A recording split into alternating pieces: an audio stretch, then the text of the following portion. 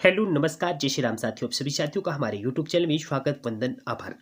साथियों, आज हम बात करने वाले हैं एंटी पेपर लीक लॉ के बारे में। जी हाँ, सरकार ने 21 जून को देर रात को यह नियम लागू किया है। यह नियम क्या है, किन लोगों पर यह नियम लागू होगा, इसकी सारी जानकारी आपको आज के इस वीडियो में मिलने वाली है। तो चलिए वीडियो को स्टार्ट करते हैं। जैसा कि आप देख पा रहे हैं एंटी पेपर लीक लॉ, इसमें क्या लिखा है, क्या है एंटी पेपर लीक कानून, जानिए इसके दायरे और दोषी पाए जाने पर सजा का प्रावधान। देश भर में पेपर लीक को लेकर हो रहे प्रदर्शन के बीच 21 जून की देर रात को केंद्र सरकार ने एंटी पेपर लीक कानून लागू कर दिया है। जी हाँ, किस दिन को 21 जून की देर रात को केंद्र सरकार ने एंटी पेपर लीक कानून लागू कर दिया है। इसका अधिनियम भी जारी कर दिया गया है। इस नियम के अनुसार अगर कोई पेपर लीक या आंसर शीट के साथ छेड़छाड़ करता पाया जाता है तो उसके खिलाफ इस कानून के तहत कार्रवाई की जा सकती है। क्या किन किन पेपर में यह नियम लागू होगा वो भी देख लीजिएगा। आगे क्या लिखा हुआ है, इस कवर में क्या चीजें हैं कि केंद्र सरकार ने देश में लागू हुआ एंटी पेपर लीक कानून यूपीएससी एसएससी जैसी परीक्षाओं पर लागू होगा। ये कानून 21 जून की देर रात देश भर में लागू किया गया कानून। नई दिल्ली से खबर लेकर के आ रही है कि पेपर लीक को लेकर देश भर में मची बवाल के बीच शुक्रवार रात को केंद्र सरकार ने एंटी पेपर लीक कानून लागू कर दिया। देर रात केंद्र सरकार की तरफ से इसकी अधिसूचना जारी की गई, जिसके अनुसार पेपर लीक करने या आंसर शीट के साथ छेड़छाड़ करने पर कम से कम 3 साल की जेल, जी हाँ कम से कम 3 साल की जेल और 10 लाख रुपए का जुर्माना लगाया जा सकता है। इस कानून को लागू करने का मुख्य मकसद परीक्षाओं में हो रही गड़बड़ी को रोकना है। आइए जानते हैं इस कानून की 5 बड़ी बातें। क्या है इस कानून की 5 बड़ी बातें, ठीक है। थोड़ा सा मैं इसको छोटा कर देता हूं जिससे आपको खबरें अच्छे तरीके से समझा पाऊं।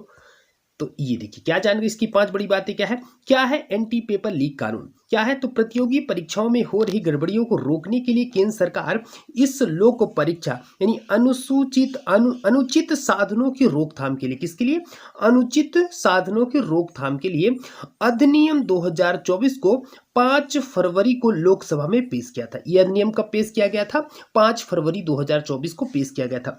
वहां यह बिल 6 फरवरी को पास हो गया था। उसके बाद इसे राज्यसभा में भी पेश किया गया था, जहां पर इसे 9 फरवरी को पास करवा लिया गया था।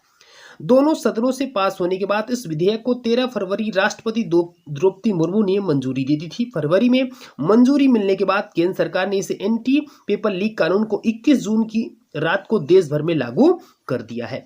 कौन कौन सी परीक्षाएं हैं इस कानून के दायरे में, चलिए देखते हैं इस कानून के दायरे में आखिरकार कौन कौन सी परीक्षाएं आएंगी, ठीक है। एंटी पेपर लीक कानून यानी कि लोक परीक्षा कानून के दायरे में UPSC, SSC, JEE, NEET, CUET, railway, banking भर्ती परीक्षाओं और एनटी की तरफ से आयोजित सभी परीक्षाएं आएंगी, ठीक है। ध्यान रखिएगा कौन कौन सी सारी परीक्षाएं, UPSC, SSC, JEE, NEET, CUET, railway, banking भर्ती परीक्षाएं और एनटीए की तरफ से आयोजित सभी परीक्षाएं आएंगी। अब इन परीक्षाओं में कोई भी किसी भी तरह की गड़बड़ी करता पाया जाएगा तो उसके खिलाफ एंटी पेपर लीक कानून के तहत कार्रवाई की जाएगी, ठीक है। ये खबरें हैं। चलिए और खबर को विस्तार से जानते हैं। आगे क्या दिया गया है, कितने साल की सजा का है प्रावधान, ठीक है। दूसरी खबर क्या है कि आखिरकार इसमें कितने सालों की सजा का है प्रावधान।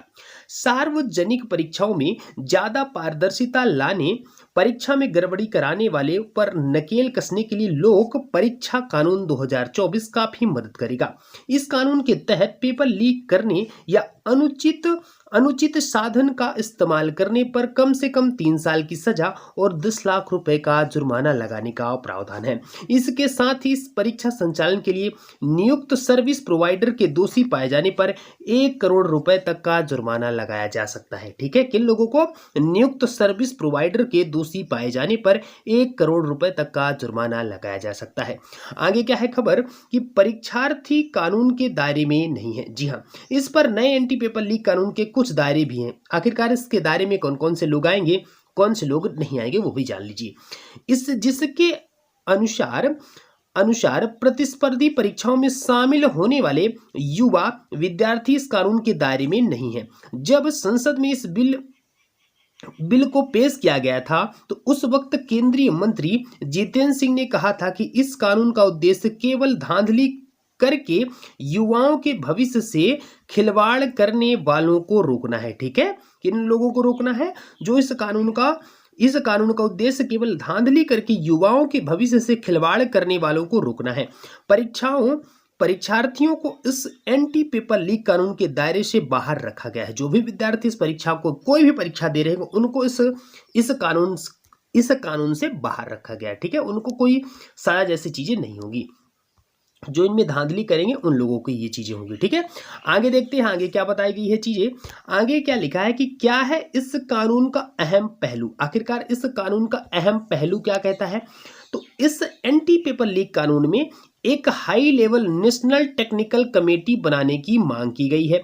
इसके साथ ही परीक्षा के दौरान इलेक्ट्रॉनिक सर्विलांस और full proof IT security system रखे जाने की भी मांग हुई है। इस कानून के तहत अगर कोई दोषी पाया जाता है तो उसकी प्रॉपर्टी भी कुर्क की जा सकती है।